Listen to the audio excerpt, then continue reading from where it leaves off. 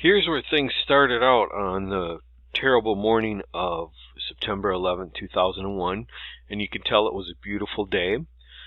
The North Tower was struck first by one of the airplanes, and then a few minutes later the South Tower was struck. When the South Tower was struck, the United States knew that there was a terrible terrorist attack underway and that this wasn't any kind of an accident.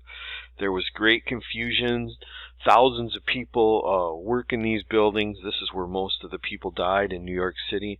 And it wasn't just the World Trade Center, those two giant skyscrapers, which were some of the tallest buildings in the world, but it was some of the buildings around it, really close, were so badly damaged that they had to be torn down too. This is what the streets look like, so you can see all that smoke and debris. It's a nice picture because you also see the emergency personnel, the ambulance workers, the firefighters, the police officers, and the firefighters and the police officers suffered greatly that day too. Firefighters and police officers ran into these buildings to try and help out the wounded, and when the building collapsed, many of them lost their lives as well.